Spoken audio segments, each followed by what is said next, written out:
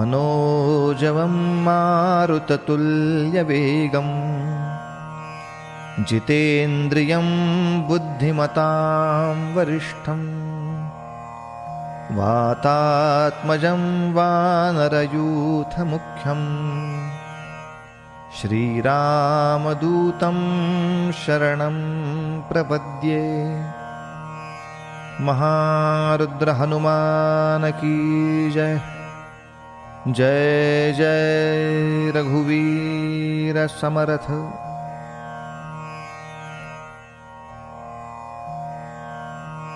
श्री समर्थ रामदास स्वामींनी हनुमंताची स्तुती करणारी जवळजवळ 11 स्तोत्र रचली,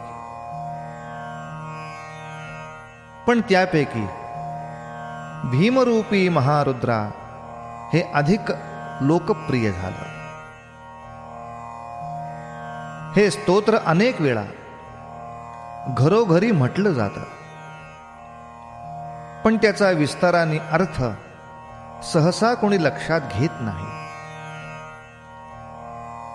तर या स्तोत्रामधील शब्दांचा, विशेषणांचा हनुमंताच्या कोणत्या कथेशी संबंध आहे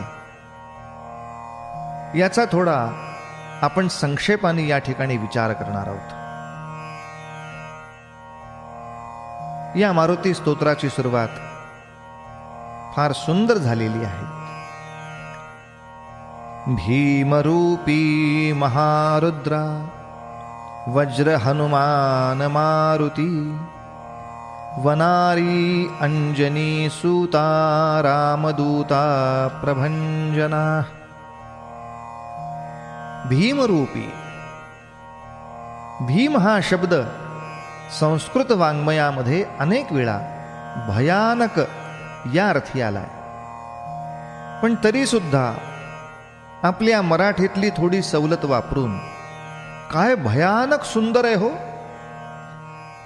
या रीतीनं सौंदर्याला सुद्धा भीम हा शब्द आपण वापरू शकतो।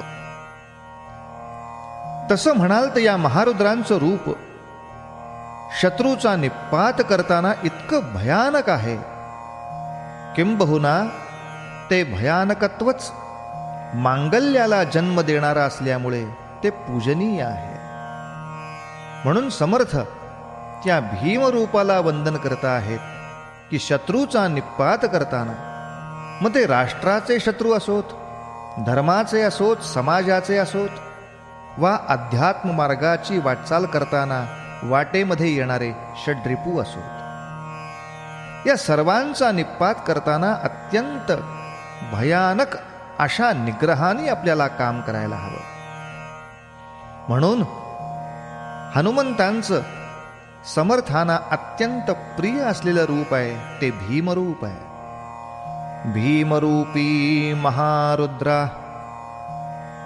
खरं महारुद्र हा शब्द आपण भगवान शंकरांसाठी वापरतो, पण या विश्वाचं कल्याण करण्यासाठी ज्या वेळेला महाविष्णूंनी काही विशेष कार्य केलं आहे, तेव्हा त्यांना आपणहून मदत करावी अशी महारुद्रांची अनेक वेळेला इच्छा झाली आहे।